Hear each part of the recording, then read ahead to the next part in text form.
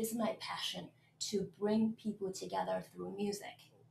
Would any of the students like to start this off by throwing out some ideas about what advocacy is? I think advocacy is representing something that you're passionate about and speaking about the topic to other people and communicating just about that topic that you're passionate about. Yeah, I agree with that. And I think it also means to tell others talk about what you're passionate about, and speak about what your organization needs, or what and what you're doing and what makes that possible, from the community and that kind of thing. Yeah, kind of to add to that, it's also standing up for or advocating for people who can't advocate for themselves, and be a representative of a group larger than yourself. Yeah, and kind of just reaching out to people who can't do things for themselves, I guess. Well, that's great. I'm really impressed. Wow. Yeah, so actually, yeah, this advocacy is, I think, everything you said, it's representing something you're passionate about, sharing it with others, or you look at a need, and then you try to actually make an effort to bring about a positive change. Yeah. It doesn't mean always that what's needed is to creating something new, but it may be something that there may be a shortage of, or there's a less understanding of, and then trying to actually make it larger, make it more available, make it more accessible. It's wonderful to actually hear you talk about advocacy. And I'm just curious, why are you doing it? I mean, why are you personally involved? For me, at least, music has always been a big part of my life, and it plays a big role in who I have become and how I interact with people. And I think that is important for other people. I mean, it may not affect everyone the same way, but it certainly makes a difference in everyone who does it. And I think that's really important to just get out in the world. And it's not just a small group of people that get to experience it, it's everyone. Wonderful. To add to that, I also agree. I mean, I've been involved in a band since 6th grade, and I would not have met the friends that I have and made the connections that I have without it. And I think that is really important and really valuable. And I would also like to spread that idea. Okay. Well, I think part of the reason that we're doing this is because that not every kid gets to have the chance to have music involved in their life or in school, or they don't have a group like Greater Boulder Youth Orchestras where they live. And I think that music is a thing that all kids who want it or should have it in their life or in abundance, but not something that you have to pay for extra lessons, because not every family can afford that, and not every school has a program. And so I think part of the reason that this group is advocating is just because not every kid gets the chance that we do. And since all of us share the interest in music and the love of music, I think we want to just share that with other people who might not get it if we don't have this group. I agree completely. Yeah, I noticed that you had a lot of big organizations, but I was wondering is there a smaller way to start, to expose people to music rather than just creating a big organization? You don't necessarily have to be an organization to actually make an impact. So exactly as you're doing, you can be talking to your friends, you can be mobilizing with your friends, you can be talking to your teachers, you can be talking to your parents. Like I said at the very end, you can also look at what's going on in your community. Are there already organizations that might share your passion, that might be interested in working with you? Yeah? Or businesses who are already supporting music or music education, arts education, maybe they will be interested in working with you to do more. So when you're talking to these businesses or people, how do you know how to talk to them? Because I feel like each person you talk to is individualized and you have to cater to that. So do you have any advice for doing that? Mm. So, communication is always two ways, right? It's not just single sided, right? For the communication, you really have to understand or try to understand, make an attempt to understand about the other side. Yeah. And so that I think will go a long way when you start to talk to others. Yeah. And when you're advocating something, you know, you need to find some kind of a shared ground as a starter. Yeah. And you need to find where that meeting point is. That's the homework you have to do before you go in. Yeah. And then from the shared ground, yeah, you can actually try to bring them more to your side. So, if you're meeting a business person who is in love with Mozart, maybe you would start talking about Mozart first. Or you might find somebody who, at one point played the guitar. So maybe then you start talking about how to practice an instrument, or somebody who might not even have any interest in music yet. Yeah, but you can talk about different ways of learning. Yeah. So like you learn through music, maybe that person learns through other things. And then you can explain that different people have different ways of learning, one of which is about music, and then start the conversation and you can explore. You have to always be aware in the moment. You can't just plan everything, yeah, and then just deliver your speech and then think that you've communicated. You have to be looking and assessing to make the real communication happen.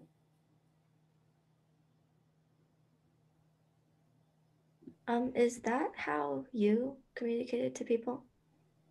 Is that how I communicate to people? I try. I don't always, I don't always think that I'm successful, but yeah, that's what I try to do. Do you have any like suggestions on how we as like young teenagers can advocate for like music and the arts in our day-to-day lives? I think your passion is very powerful. It can be very, very, very inspirational that you are taking it upon yourselves to advocate for music. And that's something I think is something very potent. And I think people will be very interested. They will be very inspired. So, aside from being adaptable to different situations, do you have any other tips on being persuasive? You know, I think being yourself, you see, you would advocate in the best possible way by being yourself. Yeah.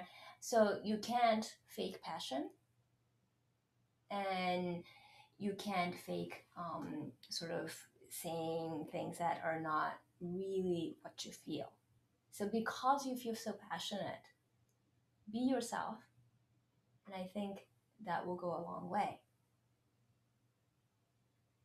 I mean, of course, be aware of the other side always, but I think your passion is something that's on your side. So you shouldn't forget that. I had a quick question. Do you think it's possible for students and teenagers to, or like any tips you have to like reach adults in particular, and not just students or like, I don't know, like people we know, but adults in particular, and like people like the school board and stuff, and like how do we reach those people, and is it even possible for like students to do that? It doesn't hurt to try. I think it's possible. It depends on the individual, of course. Some decide not to respond, or some do respond. Some get under pressure to respond. I think you have a very good chance. You as a group, yeah, you're taking charge. And I think people have to take that seriously. You're not trying to advocate for something that is, unimportant, so to say, right? I mean, you're actually advocating for a very important cause, a proven cause. Proven because, music has actually been accepted to bring about very positive change in society. Which part of it actually speaks to you the most? Be prepared to talk about that. Yeah? And how much you want to share that with others. So I do have one question from the chat, which is, how does music make the world a better place? Okay, so this is my personal belief, yeah, but I do believe in it. So music, especially when it's live, the sound, yeah, is full of emotions. It's directly coming out of our hands. It's directly coming out of us. It's affective, yeah, has feelings in the sound itself. So I believe that this connects with listeners. This connects with people. Yeah. And this could make people calm. It has a power to calm people. It has a power to heal people, or it actually can get people to feel empathy or sympathy, both. It allows people to cry. It allows people to get excited. It does so many different things. It depends on the person, right? Or in the circumstances, actually. Yeah, and everyone reacts differently to a circumstance. But, music has this unbelievable potential that's not limited. Okay. And then when you start to have this peace of mind that music brings because you are able to finally express yourself, or because you finally feel recognized or acknowledged, yeah, then that's when you start to feel more confident to be able to want to share, to know that there is outside that sometimes, cares about you, that yes, there are people out there who know that you're there. It's a very encouraging sign. It's a stimulus. Music is a stimulus, can do many things, right? And like I said, if one person can feel that, maybe that one person will take that to something else, and that can multiply. Yeah, and that's just a communication. And when people actually start to communicate, okay, so one learns about the other side, but also we learn a lot about ourselves. So it works in both ways, right? That's the beginning of a discussion that is always helpful to have, to learn about others. Yeah, we become more tolerant, and that's very important in this world. It says, hello, I'm Kaito from Japan. I'm also currently working on programming music sharing, community engagement in refugee camps, orphanages, as a university student in the UK. Quartet and live performance for the people there. But due to COVID-19, it seems unrealistic to continue this now. I might need to switch the whole project online. Any tips for bringing it online? So I'm actually, are you interested in learning more ways of bringing music programs online, or which part of it are you asking about, I wonder? Did you get that, Brian? Yeah, Kato, if you want to unmute yourself and you can ask directly. So thank you very much. Yes, I'm more interested in the way to bring it online. Mm-hmm. So I think there are many different platforms now. It's getting better. It's not the same as in person, but there are many different platforms working on bringing music to remote, through the remote methods, yeah, through online and things like that. I think it's just right now we have to look one by one to see what's available.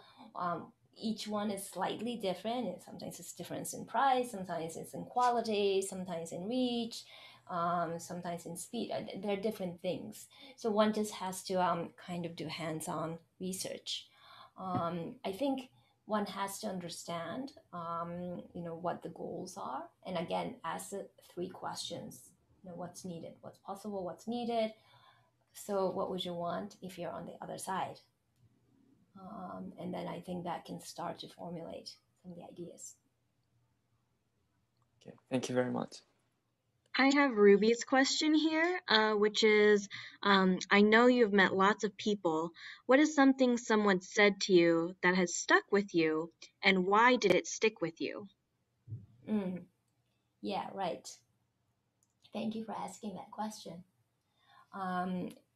So the former Secretary General of the United Nations, Ban Ki-moon, yeah, he was the one that actually talked about how powerful one can be. And you can tell that it really stuck with me, right? And he talked about it. And he was always asking us, the messengers,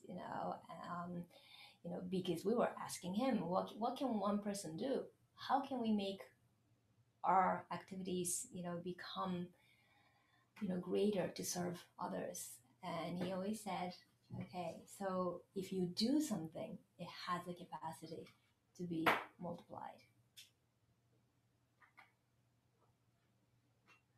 If you just sit idle, nothing happens. It seems like, excuse the microwave. It seems like a lot of the time you get invited places, but we aren't famous enough to be invited anywhere without asking anyone. How do we get invited, and who should we be talking with? Do you have to be invited? Can you actually make an appointment? Or maybe just ask. Yeah, you don't have to, okay, here we go. Don't just wait. Sit idle and wait. Don't do that. Be proactive, right? You can be writing emails, you can be sending messages, right? Maybe also the board members of the youth orchestra, you can work with them. Maybe they have friends. Your parents, your grandparents. If you are kind of the one person starting something, how do you kind of gather the confidence to act upon it and bring other people into it? Yeah, well, that's a very important question. It's a very good question. I was so passionate about it, I think, that I was almost maybe even, kind of blinded by my passion. In the beginning, as I said, I thought that I could really change the world. I thought that I could actually solve problems much easier. Yeah. So I wasn't scared and I started. And of course, once I started, I saw that these problems were really, really, just all over the place, much deeper, yeah, than I ever expected. But when I started, actually, I didn't know that. And it was also a calling. I have to do it. Yeah. And I also learned about people who are going to say no. Yeah.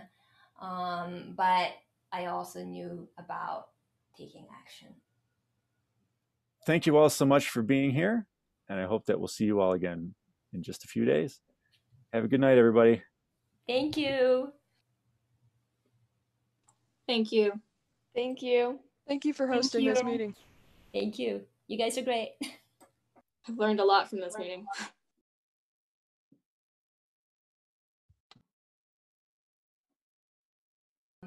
For me, to lead means to serve.